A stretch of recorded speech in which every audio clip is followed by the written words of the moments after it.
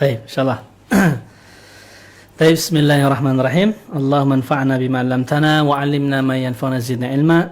Allahumma la ilma lana illa ma 'allamtana innaka antal alimul hakim. Rabbi shrah li sadri wa yassir li amri wahlul 'uqdatam min lisani yafqahu qawli. Amin ya rabbal alamin. Baik, bismillahirrahmanirrahim. Rekan-rekan semua, sahabat Harmoni yang dirahmati Allah Subhanahu wa taala. Jadi kita tahu bahwa Allah itu memberikan ayat, ya, tanda-tanda kebesaran Allah. Ya. Ya. Kalau kita bagi ayat itu ada dua. Yang pertama ayat kauniyah dan yang kedua adalah ayat Qur'aniyah. Ya. Ya. Ayat artinya tanda-tanda kebesaran Allah itu Allah tunjukkan di alam semesta ini. Baik berupa yang kita lihat, ya, dari mulai yang terkecil, ya, sampai yang terbesar barangkali, ya. Kita lihat matahari, kita lihat bulan, kita lihat bintang, ya, kita lihat langit, ya, kemudian bumi ini juga sekitarnya kita lihat, kemudian juga gunung, sungai dan lain sebagainya. Maka ini adalah masuk kategori ayat kauniyah.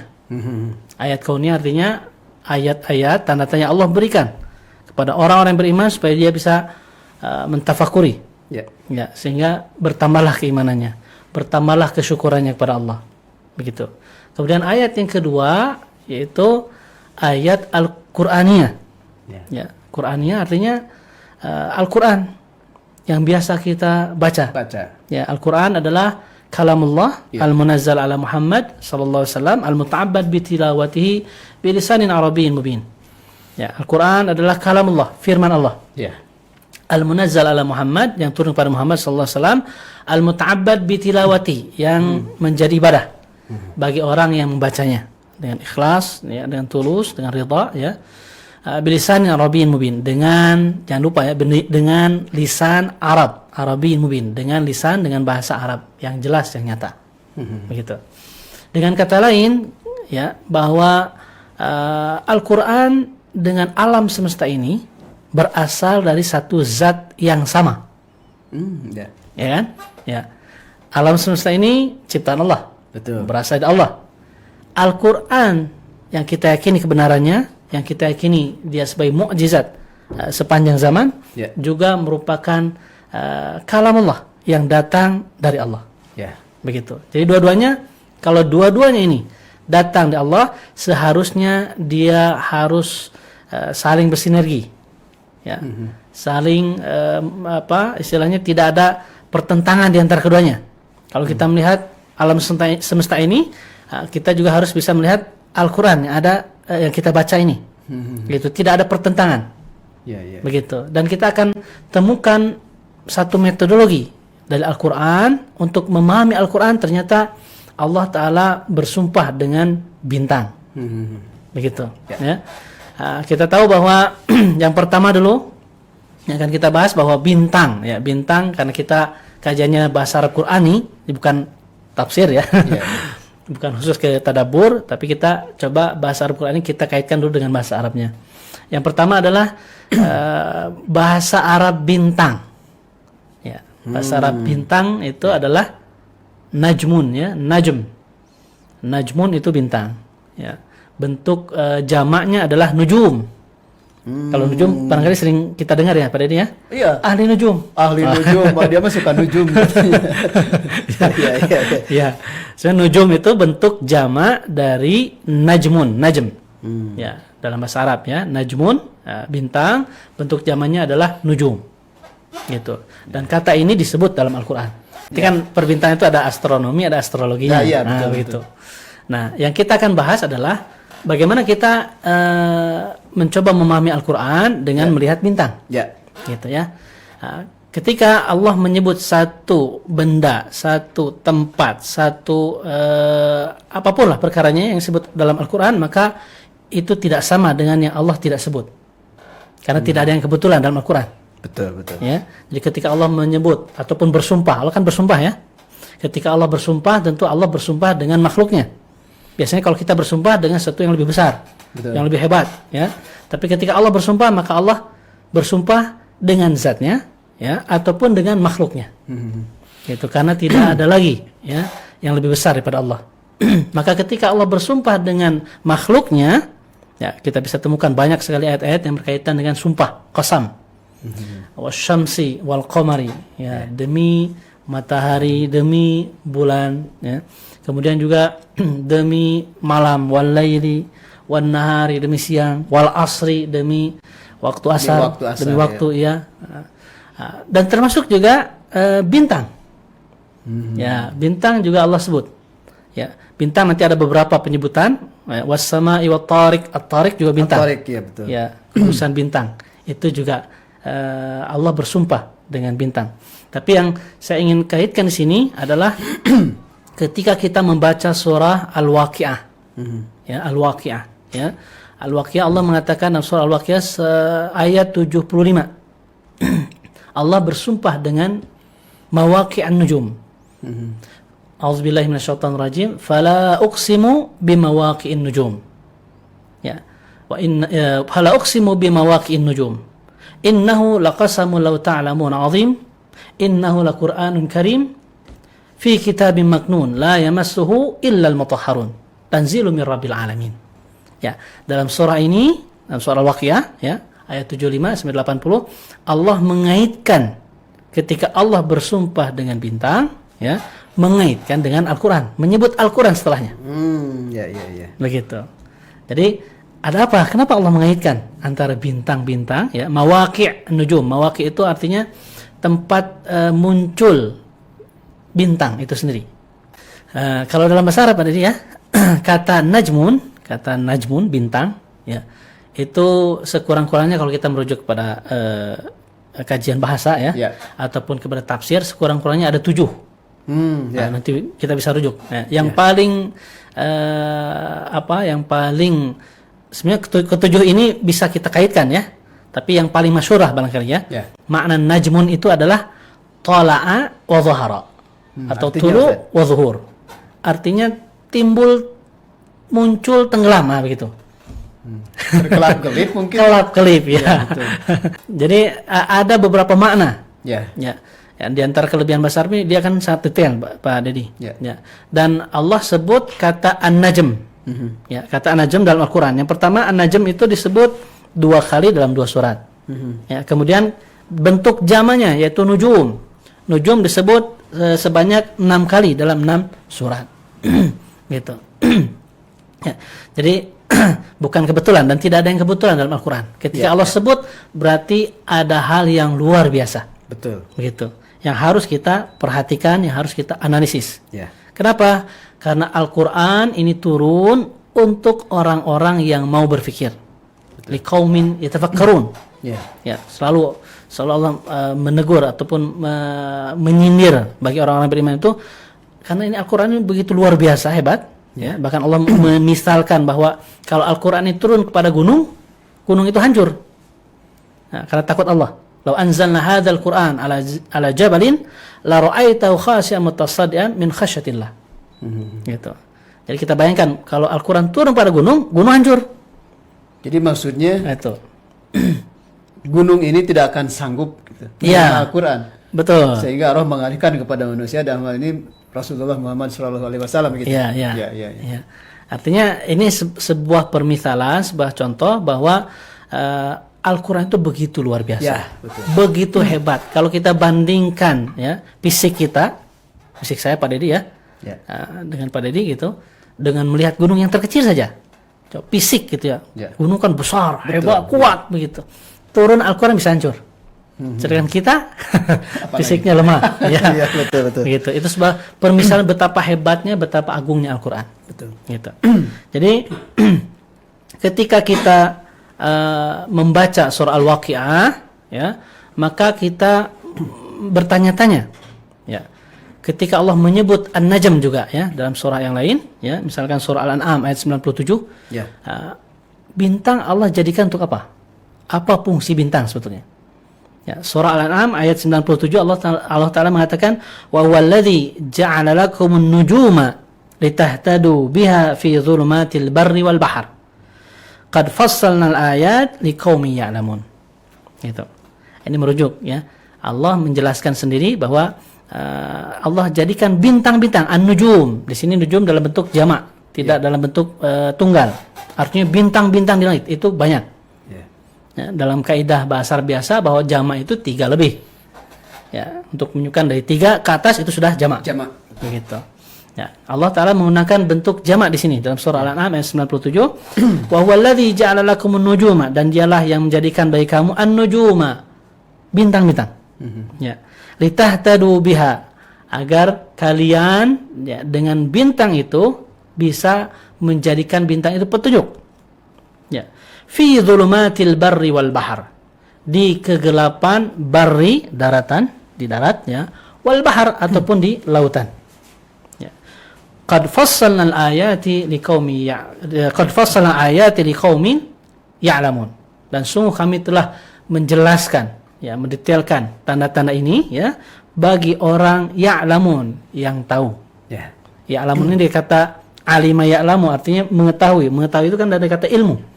Artinya dengan kata lain, bagi orang yang ada ilmu tentang itu, tentang bintang, bagi orang yang menganalisis tentang bintang, gitu, maka mereka akan tahu apa tanda yang Allah berikan ya dengan adanya bintang-bintang itu.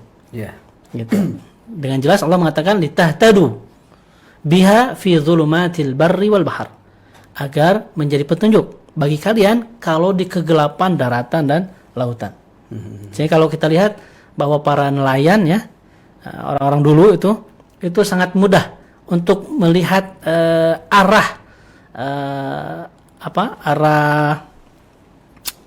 angin itu ya. Ya, mau kemana, ke barat, ke selatan, ke utara, ke timur.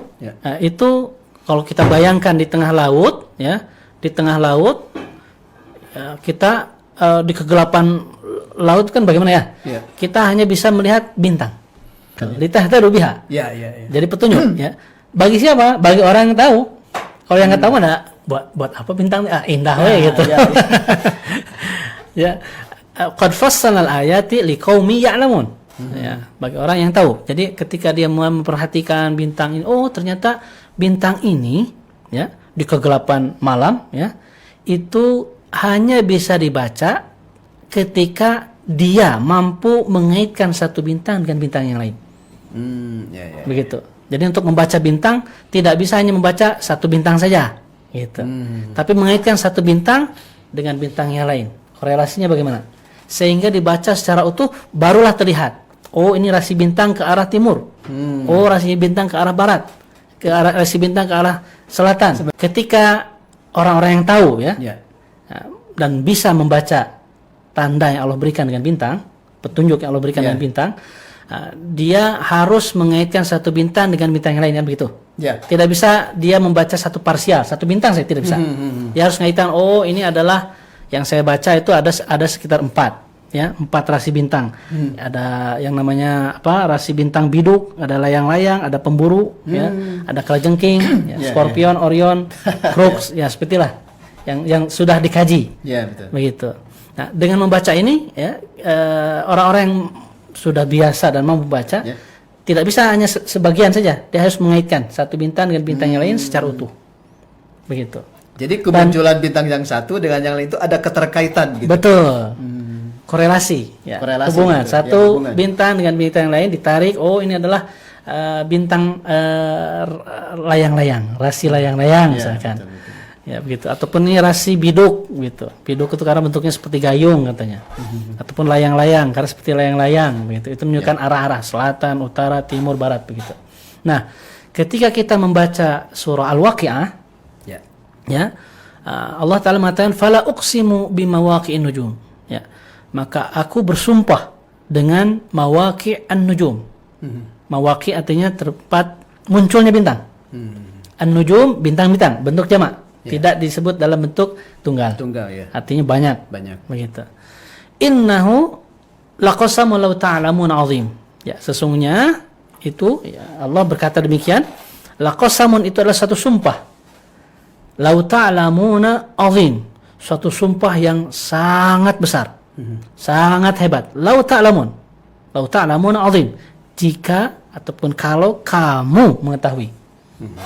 Artinya Allah bersumpah dengan bintang-bintang itu, mawaqi nujum ya. Tempat munculnya bintang-bintang itu adalah suatu perkara yang hebat dan luar biasa. Oh, ya. Gitu. Betul. Lau ta'lamun, jika kalian mengetahui, dengan katanya jika kalian ada ilmu tentang itu. Ketika Allah sudah menyebut an-nujum, mawaqi an-nujum, ya Allah lanjutkan, innahu laqur'anun karim. Innahu laqur'anun karim. Sesungguhnya dia ya laqur'anun karim, adalah Al-Quran yang karim, yang mulia. Ya, karim itu asal artinya selain mulia itu adalah karim itu dermawan, Pak Dedi. Baik hati begitu ya. Ya, jadi kalau kita soleh gitu. kalau ada ini lelaki dermawan nih. Sering ngasih uang, sering bagi-bagi. Berehan lah gitu. Berehan. Artinya Allah mensifati Quran itu dengan karim. Karim bukan saja mulia ya. Allah tidak menggunakan kata azim, tidak, tapi karim. Karena itu banyak memberi. Nah, jadi apapun yang kita inginkan, coba kita baca Quran. Ada nggak jawabannya di Al-Quran? Pasti begitu. Ada begitu. Harus ada. Harus ada. Waja'alna al-Qur'ana tibyanan likulli syai'. Kami jadikan Quran itu tibyanan likulli syai', sebagai penjelas likulli syai'in, bagi segala sesuatu. Maka harus ada penjelasan di Al-Quran. Nah, bagaimana dan kapan? Ya, kita harus meminta pada Allah. Betul. Karena dengan cara apa kita bisa memahami Al-Quran, gitu ya? Sampai kapan dan bagaimana Allah memberikan petunjuk pada kita, itu Allah saja yang memberi. Jadi kalau kita lihat, faida qara'nahu fattabi Qur'ana. Jika kamu membaca Al-Quran, maka ikuti. Faida qara'nahu fattabi Qur'ana. Dan setelah kami bacakan kepada kamu Muhammad, maka ikuti bacaannya. Tsumma inna alaina bayana. Dan setelah itu maka kami akan berikan penjelasan. Artinya penjelasan dari Al-Quran itu datang bagi orang yang mau membaca, mengikuti petunjuk Allah. Begitu. Jadi bagaimana katanya Al-Quran ini penjelas terhadap segala sesuatu. Gitu. Tapi gimana? Bisa menjelaskan ini enggak? Nah, artinya tunggu ya. Kita harus bersihkan hati kita dulu, ridha dulu, ikhlas dulu, ya, khusyuk dulu hatinya. Baru terbuka Al-Quran itu. Baca dulu Al-Qurannya. Sudah dibaca belum Al-Quran? Belum. Ya gimana mau paham? Gimana Allah mau memberikan hidayahnya, penjelasannya. Begitu.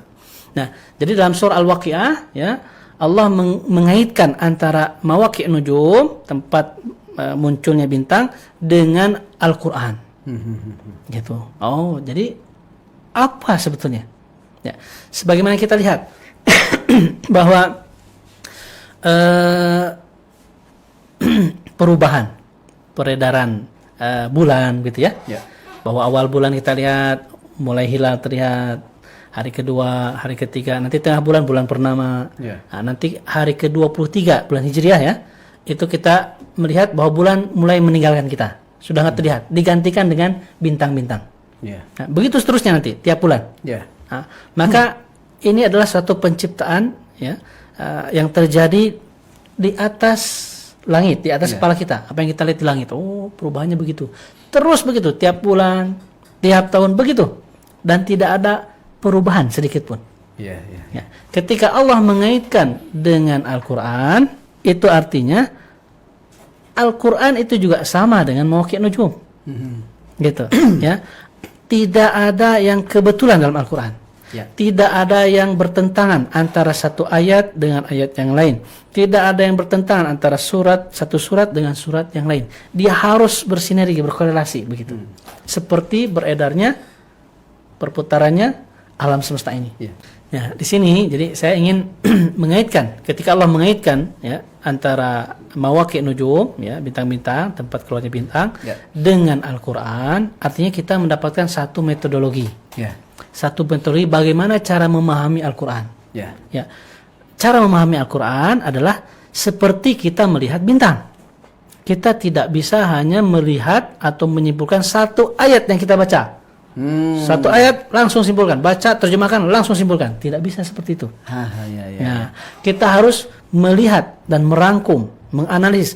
Ketika membaca satu ayat, membaca satu tema dalam Al-Quran, dalam ayat ini, dalam surat ini, maka kita harus mencari ada tidak di ayat yang lain, di surat yang lain, yang Allah menjelaskan juga hal yang sama. Iya. Begitu. Jadi kita harus kumpulkan dulu, dikumpulkan ayat ini, surat ini ada kaitan dengan surat ini dan surat ini. Nanti kita ambil satu contoh terakhir ya. Bagaimana kita mencoba memahami Al-Qur'an ini dengan melihat bintang. Dan barangkali yang terakhir ini kita akan ambil satu contoh ya Pak Dedi. Ya. Dan tema kita adalah memahami Al-Qur'an dengan melihat bintang.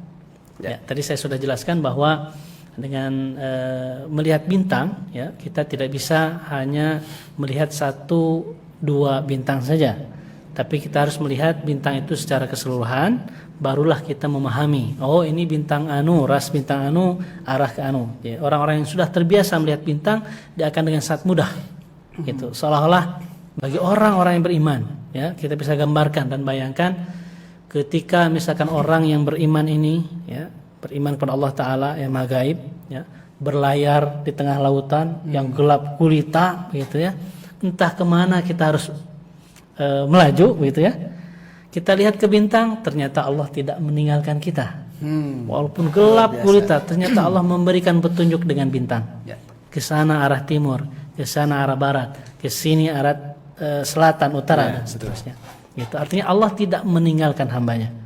Hamba-hamba yang beriman ketika melihat tanda yang Allah berikan tentu akan bertambah keimanannya. Begitu. Kemudian juga Allah Ta'ala dalam surah Al-Waqiah mengatakan ya, sebelum kita masuk bagaimana contoh kita mempraktekkan memahami Al-Quran dengan melihat bintang tadi ya.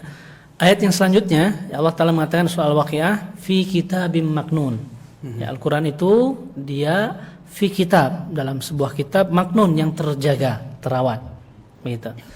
La yamassuhu illal mutahharun, tidak ada yang menyentuhnya illal mutahharun, kecuali yang disucikan. Tentu di sini kalau kita lihat kitab-kitab tafsir ada banyak penafsiran, apakah malaikat, apakah manusia ya, dan seterusnya. Cuma yang saya ingin katakan adalah Allah Ta'ala mengatakan la yamassuhu illal mutahharun, tidak ada yang bisa menyentuh Al-Quran illal mutahharun, kecuali yang disucikan. Ya. Kalau kita sebagai manusia ya, kita akan berusaha menyentuh Al-Quran. Menyentuh di sini bukan berarti menyentuh mushafnya ya, karena orang kafir, non mukmin ya, non muslim yang tidak percaya akan hari kiamat, hari akhir, mereka akan dengan mudah membeli di toko buku mushaf Al-Quran, pegang saja langsung. Ini saya bisa memegang Al-Quran. Sedangkan kata Allah, pengertiannya tidak sesederhana itu. Ya. Sedangkan kata Allah, la yamassuhu illal mutahharun. Al-Quran tidak bisa disentuh, tidak bisa disentuh illal mutahharun, kecuali yang disucikan. Artinya Ustaz? Ya. Artinya Al-Quran di sini bukan Al-Quran yang berbentuk mushaf, tapi Al-Quran yang bacaan itu sendiri. Al-Quran itu adalah bacaan itu sendiri. Jadi tidak hanya sekedar secara fisik yang terlihat saja gitu. Ya, bukan fisiknya. Ya. Jadi dengan kata lain Allah ingin menegaskan kepada orang-orang makhluk ya, manusia tentunya, hanya orang yang beriman sajalah yang bisa menyentuh Al-Quran. Dia bisa menyentuh, bahkan mendalami, karena kan Allah Ta'ala mengatakan Quran itu hudan wa rahmatan lil mu'minin, petunjuk juga sebagai rahmat bagi orang-orang yang beriman. Ya. Artinya sekelas, kalau boleh saya umpamakan, sekelas profesor ya, sudah S3, baik S3, kalau ada lagi S4, S5, S7 sampai S teler gitu ya. Dia tidak mampu dan tidak akan bisa menyentuh Al-Quran. Jangankan memahami Al-Quran, menyentuh pun tidak bisa. Ya. Kenapa? Karena tidak ada iman dalam hatinya. Nah, jadi orang-orang yang Allah akan beri pemahaman terhadap Al-Quran adalah orang yang hatinya dia ridha dengan Al-Quran. Hatinya ikhlas dengan Al-Quran. Artinya hatinya khusyuk dengan Al-Quran. Dia mau tunduk dan patuh terhadap Al-Quran. Itulah yang akan Allah beri petunjuk. Itulah yamassuhu illal mutahharun. Tanzilu min rabbil alamin. Nah, Al-Quran ini tentu saja tanzil, turun dari Tuhan semesta alam. Artinya mawaqi' nujum dengan Al-Quran ya, itu kedua-duanya sama datang dari Allah. Tanzil min rabbil alamin. Itu. Kemudian yang terakhir ya, kita akan ambil satu contoh. Lalu bagaimana kita memahami Al-Quran dengan melihat bintang? Ya, artinya melihat, tadi saya sudah katakan, satu ayat dengan ayat yang lain. Ya, saya ambil satu contoh di antara sekian banyak contoh yang bisa kita tadaburi bersama, ya. Surah Al-Baqarah ayat 34. Ya. Surah Al-Baqarah ayat 34, ketika Allah memerintahkan iblis juga malaikat, ya, untuk bersujud kepada Adam. Ya. Ya, ayatnya berbunyi, a'udzubillahi minasyaitonirrajim, wa idz qulna lil malaikati isjudu li adama fasajadu illa iblis aba wastakbara wa kana minal kafirin. Nah, dan tatkala kami katakan wa idz qulna lil malaikah, kepada para malaikat, usjudu li adama, sujudlah kalian semua. Ini terjemahannya Pak Dadi, ya. Sujudlah kalian semua li adama, kepada Adam. Fasajadu illa iblis, maka semuanya bersujud. Illa iblis, kecuali iblis. Aba wastakbara wa kana minal kafirin. Aba, iblis menolak, wastakbara, dan bersikap sombong. Wa kana minal kafirin, dan iblis termasuk golongan kafir yang menolak. Ya. Kalau secara ayat ini Pak Dadi, ya, Al-Baqarah 34, dengan melihat terjemahannya, kita akan berkesimpulan bahwa iblis termasuk golongan malaikat atau bukan Pak Dadi? Dan tatkala kami katakan kepada para malaikat, sujudlah kalian kepada Adam. Ya. Fasajadu illa iblis, maka semuanya sujud kecuali iblis. Berarti iblis masuk golongan malaikat atau bukan? Termasuk. Termasuk. Ya, karena iblis ini katakanlah malaikat yang membandel begitu, Ya. ya. Yang durhaka begitu. Betul. Disebutnya iblis begitu. Kalau kita merujuk ayat ini, Ya. ayat ini saja. Ya, betul. Gitu, ya. Allah kan katakan, "Wa id qulna lil malaikati isjudu," dan kami katakan kepada malaikat, pada malaikat, Ya. semuanya sujud kecuali iblis. Dan ini sering, pemahaman seperti ini sering terjadi, ya, bahkan di kalangan mahasiswa-mahasiswa. Betul. Karena mohon maaf, mereka hanya mengandalkan terjemah.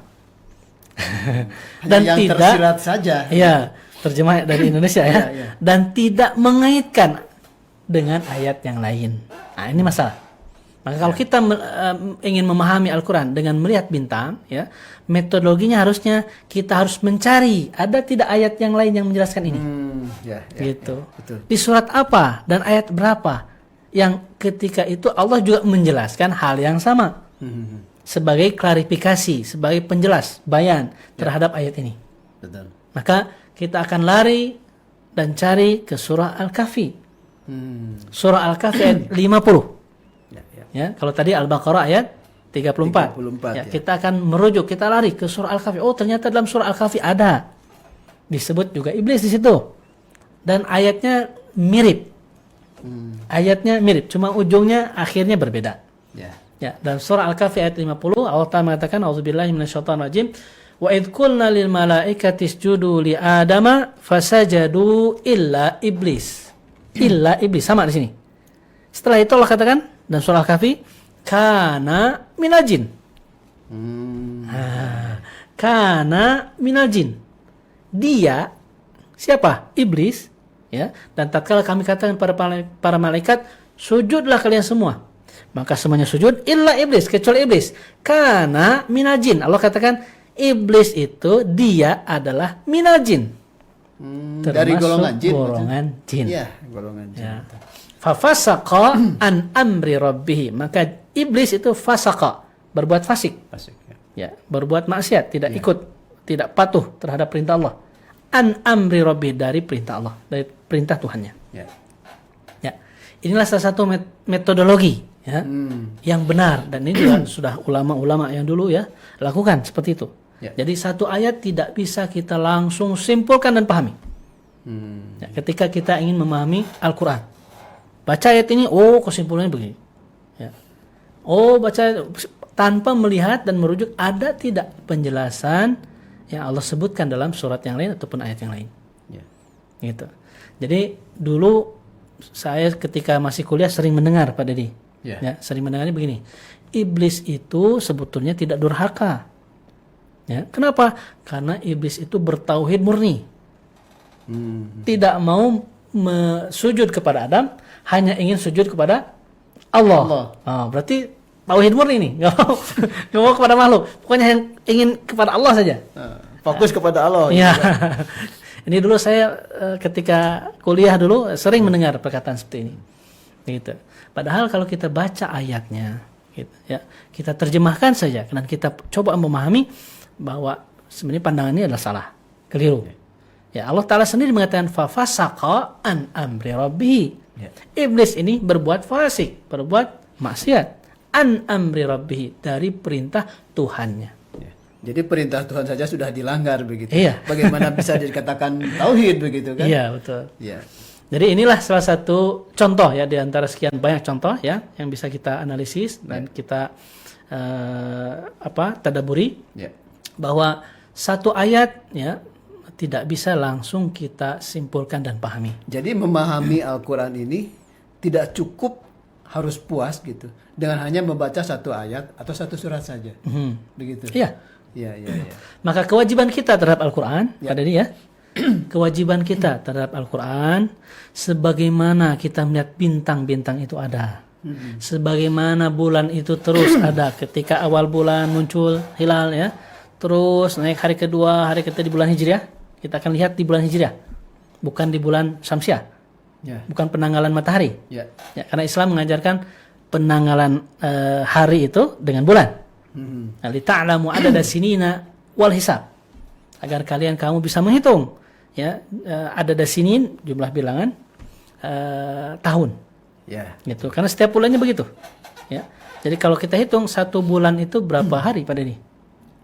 Ya, kalau tidak 29 ada ya 30. 28, 29 ada yang 30. Kalau Masehi 28, 29, 30, 31. Betul, ada yang 30. Iya. Tapi kalau kita merujuk pada penanggalan bulan, maka cuma ada 2.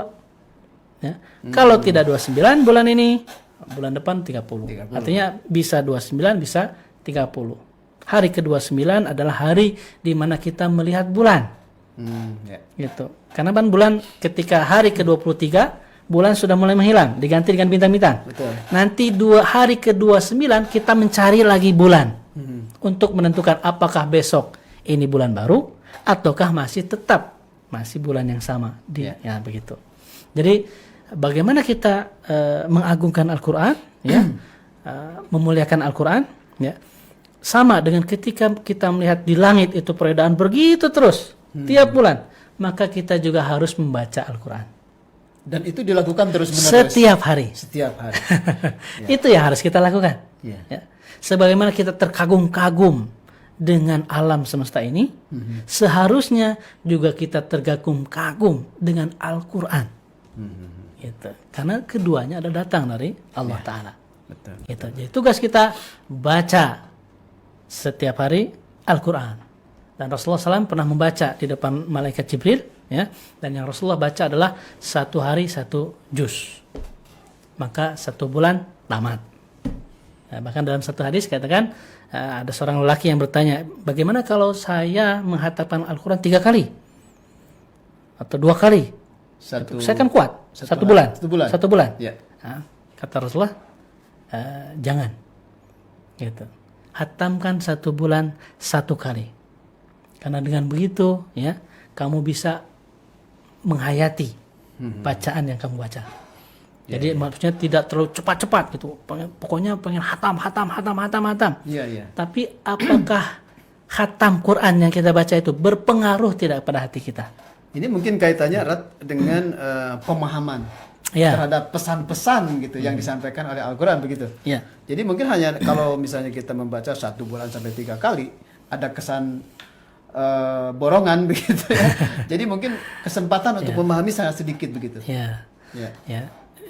Saya hanya menyampaikan satu hadis ya. Nah, gitu. Kalau kita memang lihat di bulan Ramadan, terkadang para ulama ya, ulama-ulama kibar itu kadang menghatamkan lebih dari 1 kali. Gitu. Nah, tetapi kapasitas keilmuan mereka kita tahu bahwa mereka sudah tahu paham bahasa Arab, mampu mentadabirnya gitu ya. Nah, sedangkan kalau kita ingin mencoba merubah ya hati kita ya dengan bacaan Al-Quran, maka bacalah seperti kita melihat bintang, seperti kita melihat bulan. Tiap hari 1 juz 1 hari. Dan kalau saya pada ini ada bacaan yang berbeda barangkali. Ketika membaca 1 hari ya juz ini kita baca surah Al-Baqarah ya. Juz kedua kita baca surat setelahnya Ali Imran, gitu ya. Dan seterusnya ada caranya begitu. Dan itu sesuai dengan runutan nama-nama ayat begitu. Surat. Nama-nama Ya, surat. Al-Fatihah tidak masuk Al-Baqarah. pada hari pertama. Al-Fatihah kita baca sebagai, karena Al-Fatihah itu pembuka kan? Pembuka, ya. Ibaratnya dia sebagai kunci.